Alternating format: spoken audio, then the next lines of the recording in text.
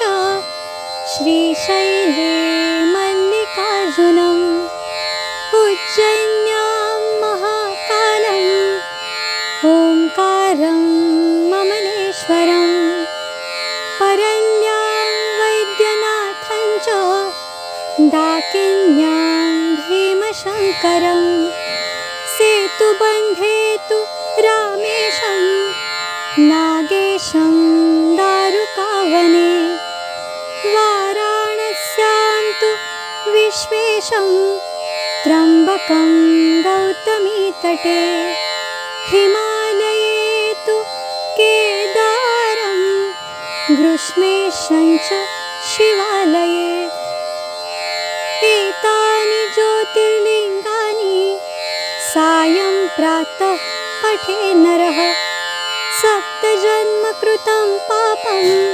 स्मरणेन विनश्यति इति श्री 12 ज्योतिर्लिंगस्मरणं संपूर्णम्। नमस्ते साहित्य उत्सव। मी हर्षदा। अध्यात्माची गंगोत्री, संस्कृतीचा हिमालय आणि ज्ञानाचा महासागर लाभलेला आपला भारत देश। इथे देवांनी अवतार घेतला, ऋषींनी कार्य केलं, अनेक धर्मातील संप्रदाय आकारास येत गेले आणि हा समाज अधिक प्रगल्भ होत गेला।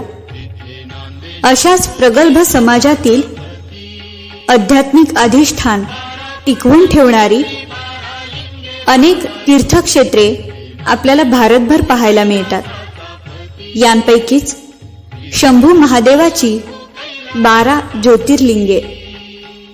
याच 12 ज्योतिर्लिंगांचं दर्शन आणि पूजन आपण करणार आहोत दत्तात्रय गाडे यांच्यासोबत। तर जाणून घेऊयात शिवतीर्थे। नमस्कार, मी दत्तात्रय गाडे। शिवतीर्थे या मालिकेअंतर्गत आपण भारतातील 12 ज्योतिर्लिंगांचं क्रमशः भावदर्शन करत आहोत। आज त्यापैकी चतुर्थ ज्योतिर्लिंग अर्थात ओंकारम अमलेश्वर याचं दर्शन करणार आहोत। हे ज्योतिर्लिंग मध्य प्रदेशातील खंडवा जिल्ह्यात नर्मदा नदीकाठी विंध्य पर्वताच्या परिसरात आहे। हे 2 ज्योतिर्लिंगे आहेत आणि त्याचं एक वेगळं सांस्कृतिक महत्त्व आहे। तसंच नर्मदा ही नदीसुद्धा अत्यंत पवित्रतम अशा नद्यांपैकी एक मानली आहे। भारतात 7 पवित्रतम नद्या मानल्या आहेत। त्या अशा गंगेच यमुनेचैव गोदावरी सरस्वती नर्मदा सिंधू कावेरी जलेस्मिन् सन्निधिं कुरु असे ह्या पवित्र नदीकाठी असलेलं हे महान ज्योतिर्लिंग ते इथे कसं आलं यामागची पार्श्वभूमी आपण पाहणार आहोत। प्राचीन काळात ऋषीमुनींचे आश्रम असत।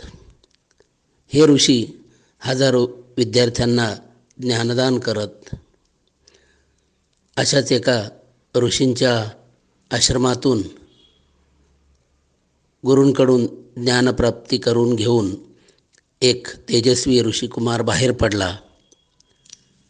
त्याने विचार केला की गुरूंनी मला जे ज्ञान दिलं आहे त्यामुळे मला खरं जीवन कळलं आहे, परंतु माझे अनेक असे बांधव आहेत की ज्यांना संस्कृती कळलेली नाही। माणूस म्हणून जगावं कसं हे त्यांना कोणी शिकवलं नाही। त्यासाठी मी हे माझं ज्ञान वापरलं पाहिजे। आणि मग तो बाहेर पडला। त्याने अनेक ठिकाणी भ्रमण केलं आणि जिथे आज हे ज्योतिर्लिंग आहे त्या भागात तो आला. त्याला तो विंध्य पर्वताचा आकार ओंकारासारखा वाटला. तोही शिवभक्त होता. आपलं जीवन शिवमय करण्याची त्याची इच्छा होती आणि त्या दृष्टीला पुष्ट करणारं असे वातावरण त्याने पाहिलं आणि मग त्याने ठरवलं की हीच माझी कर्मभूमी आहे. त्याने तिथं पाहिलं की इथे पर्वतीय लोक राहतात. ते पशुतुल्य जीवन जगतायत. त्यांना खऱ्या मानवी जीवनाची कल्पना नाही. बिचारे मांस भक्षण करतात, प्रसंगी नरमांसही भक्षण करतात. तसंच त्यांना कुटुंब संस्थाही माहीत नाही. येथेच मला काम केलं पाहिजे आणि मग तो ईश्वराने आपल्याला येथे निश्चितच यासाठी आणलं आहे असं मानून त्या लोकांमध्ये हळूहळू तो मिसळू लागला. सुरुवातीला अतिशय कठीण अशा काळातून त्याला जावं लागलं, पण तो दृढनिश्चयी होता. त्याने अनेक संकटांना तोंड देत देत लोकांना खऱ्या अर्थाने जीवन समजवायला सुरुवात केली. माणसाने दुसऱ्या माणसाला मारणं ही अत्यंत असंस्कृत अशी गोष्ट आहे, हे त्याने हळूहळू त्यांना समजावून सांगितलं. परंतु त्यांचा हा जो आहार होता त्याला पर्यायी आहार देणं गरजेचं होतं. म्हणून त्याने त्यांना हळूहळू शेती कशी करावी हे समजावलं आणि झाडाचं बी पेरल्यानंतर त्याचं हळूहळू झाड होतं आणि वेगवेगळ्या वनस्पतींची बी आपण जर पेरली तर त्यातून त्याच वनस्पतीचं झाड होतं आणि यातूनच आपण पीक घेऊ शकतो हे त्यांना त्याने आपल्या कृतीतून दाखवून दिलं. आणि मग तेथे त्याने कृषी संस्कृती उभी केली. ही अत्यंत मोठी तपश्चर्या होती. याला अनेक वर्ष गेली. या तपश्चर्येला एक आगळं महत्त्व होतं आणि पुराण काळातील जे ऋषी होते प्राचीन काळात त्यांनी मोठमोठी तपश्चर्या केली आणि त्यातून त्यांना फलप्राप्ती झाली असं आपण मानतो. परंतु खरा अर्थ त्याचा हा आहे की त्यांनी मानवी जीवनासाठी आपलं जीवन समर्पित केलं आणि यामध्ये अनेक वर्षे गेली. याचाच सांकेतिक अर्थ त्यांनी तपश्चर्या केली असा होतो. आणि याच ऋषिकुमाराचं नाव अगस्ती. आपल्याला अगस्ती हे नाव परिचित आहे. अग म्हणजे पर्वत, अ म्हणजे नाही आणि ग म्हणजे गमन करणारा. जो स्थिर आहे तो म्हणजे पर्वत. आणि त्या पर्वतीय भागात जो स्वतः स्थिर राहून काम करत होता तो अगस्ती. लोकांनी त्याचं हे काम पाहून त्याला आपला संपूर्ण मार्गदर्शक मानलं. लोक आदराने अगस्ती ऋषींची ही सेवा पाहून त्यांना अत्यंत पवित्र भावाने वागवू लागले. आणि मग हळूहळू ही संस्कृती समृद्ध होऊ लागली. पण त्याचबरोबर अगस्ती ऋषींनी त्यांना भक्तिमय जीवनही समजावलं. केवळ ऐहिक संस्कृती उपयोगाची नाही. ऐहिक समृद्धी केवळ एक बाजू होते, परंतु माणसाला माणूस म्हणून जगायचं असेल भगवंताला आवडेल असं जीवन जगायचं असेल तर त्याने खरी भक्ती समजावून घेतली पाहिजे.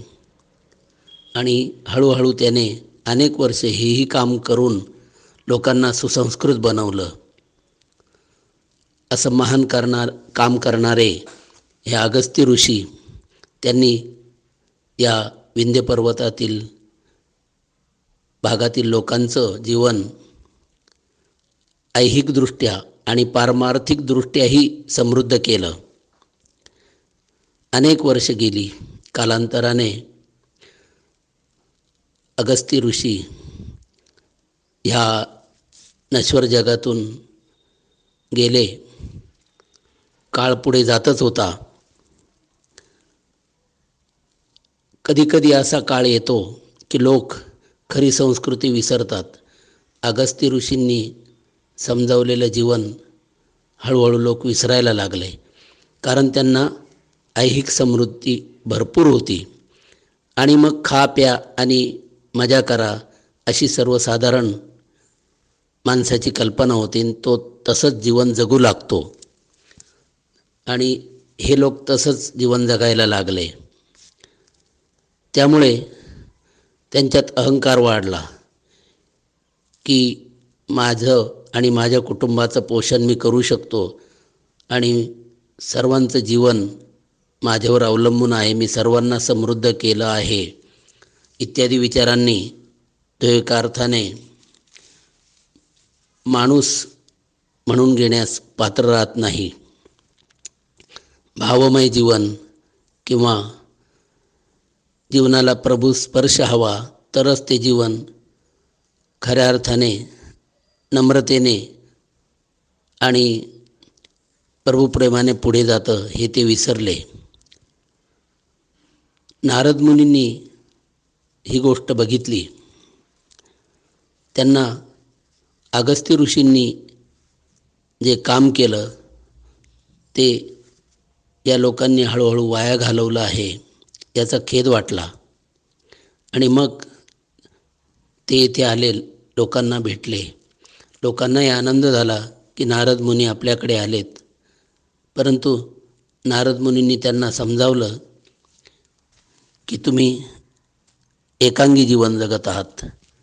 पुराणात असा उल्लेख आहे की नारद मुनी इथे आले तेव्हा विंध्य पर्वत म्हणाला, बघा मी किती समृद्ध आहे, माझ्यासारखा श्रेष्ठ पर्वत कोठेच नाही. तेव्हा नारद म्हणाले, तुझ्यापेक्षा मेरू पर्वत श्रेष्ठ आहे. आणि मग आपण विचार करतो की पर्वत कसा बोलला, पर्वत कुठे बोलतो का? परंतु पुराणांची भाषा सांकेतिक असते.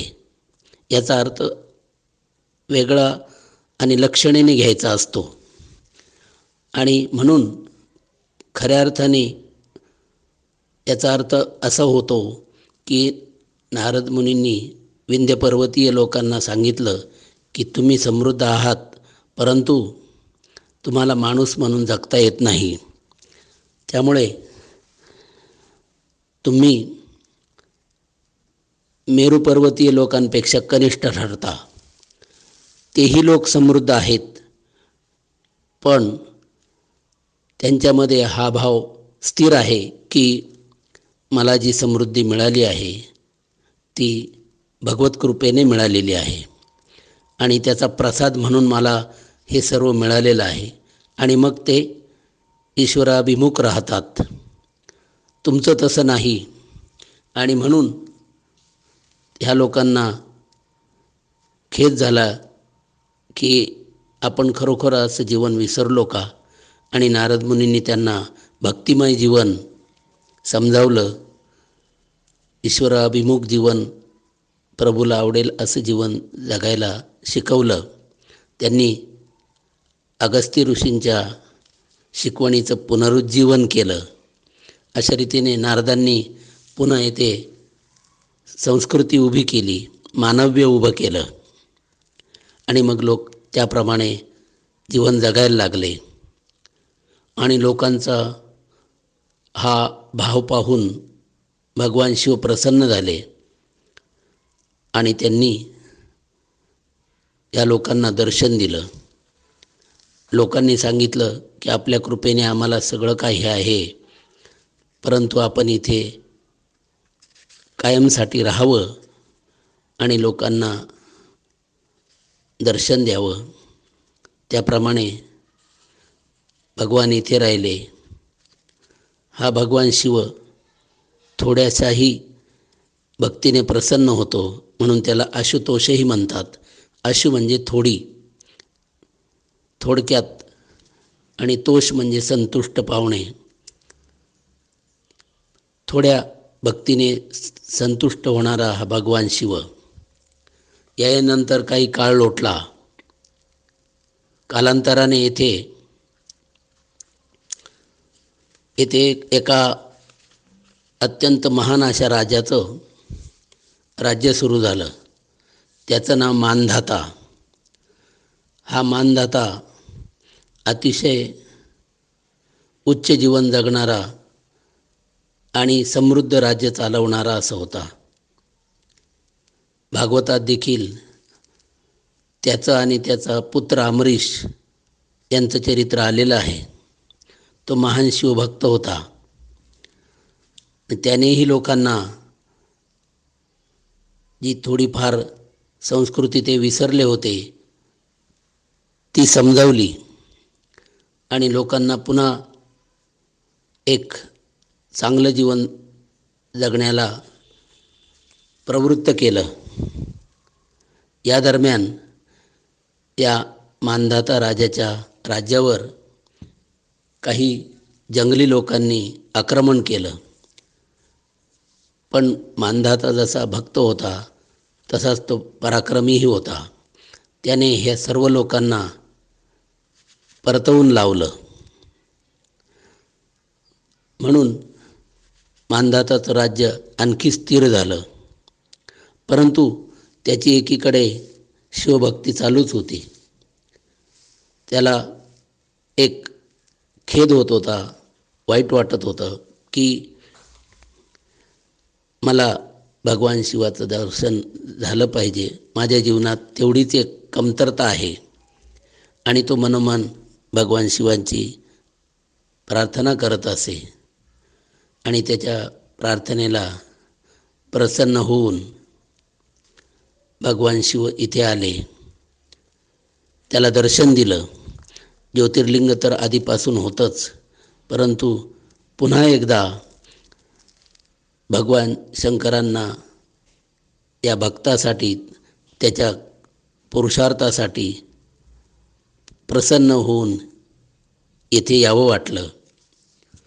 आणि मग त्यांनी त्याला एक मंत्र दिला. शिव भूत्वा शिवम यजेत, अर्थात शिव होऊन शिवाची पूजा करावी. हा एक महान मंत्र आहे. त्याचा अर्थ खरा असा की शिव ही ज्ञानाची देवता आहे आणि वैराग्य हा शिवाचा मूलभाव मानला जातो. म्हणजे शिवाचा खरा भक्त कोण, तर जो ज्ञानी आहे आणि अत्यंत चारित्र्यसंपन्न जीवन जगतो असा भक्त भगवंताला आवडतो. म्हणून भक्तानेच खऱ्या अर्थाने हे समजावून घेतलं तर तो शिव स्वतः होऊ शकतो. म्हणून शिव भूत्वा, शिव होऊन शिवम यजेत, शिवाला पूजावं, असा हा महान मंत्र मानधाताला मिळाला. आणि त्याला हे जाणवलेलं होतं की मी आता माझा राहिलेलो नाही. सर्व माझ्या वृत्ती ह्या शिवमय झालेल्या आहेत. माझ्यात अहंभाव नाही. किंबहुना माझ्याजवळ जे आहे ते भगवंताचं आहे. माझं जीवन हेच भगवंताचं खरं ठिकाण आहे.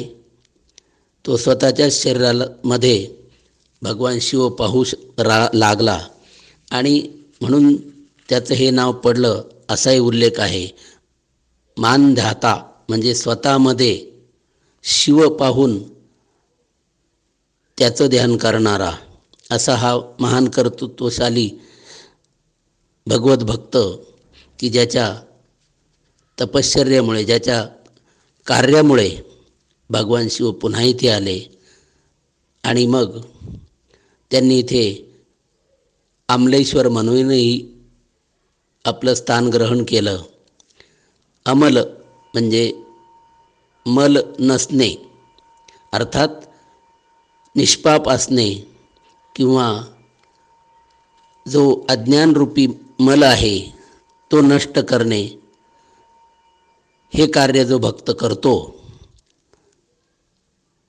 तो खरा भगवंताचा भक्त होतो. आणि त्याच्यासाठी अमल अशा भक्तांसाठी जो ईश्वर आला तो अमलेश्वर. आणि म्हणून अगस्ती ऋषी, त्यानंतर नारद मुनी आणि मानधाता या महान भक्तांसाठी हे ज्योतिर्लिंग ज्योती स्वरूपात आलेलं आहे. इथे 2 ज्योती मिळून 1 ज्योती झालेली आहे. आणि ज्योती अर्थात ज्ञान, जीवनाची प्रेरणा, जीवनाची समज याचा संदेश देणारं हे श्री ओंकार अमलेश्वर याचं दर्शन आपण केवळ एक औपचारिकता किंवा पुण्यपदरी पडावे या दृष्टीने न घेता भगवान इथे का आले आणि कोणता भक्त भगवंताला प्रिय आहे त्याचं स्मरण आपण ठेवलं पाहिजे. भगवंताला नेहमी ज्ञानी भक्त प्रिय असतो. भगवान कृष्णांनी गीतेत हेच सांगितले आहे, ज्ञानी भक्त मला आवडतो. आणि अशाच भक्तांसाठी देव इथे येतो. आणि हे स्मरून आपण दर्शन केलं तर खऱ्या अर्थाने आपण हे भावमय दर्शन घेतलं असं म्हणता येईल. धन्यवाद. दर्जेदार साहित्याचा आणि कलाकृतींचा आस्वाद घेण्यासाठी जॉईन करा साहित्य उत्सव व्हॉट्सॲप किंवा टेलिग्राम ग्रुप. जॉईन करण्यासाठी संपर्क करा 98 81 60 20 25 या क्रमांकावर. संपर्क क्रमांक पुन्हा एकदा 9881 60 2025. साहित्य उत्सव हे यूट्यूब चॅनल आजच सबस्क्राईब करा. साहित्य उत्सवच्या फेसबुक पेजला जरूर भेट द्या, कारण ज्ञान आणि मनोरंजन यांचं अतूट नातं म्हणजे साहित्य उत्सव.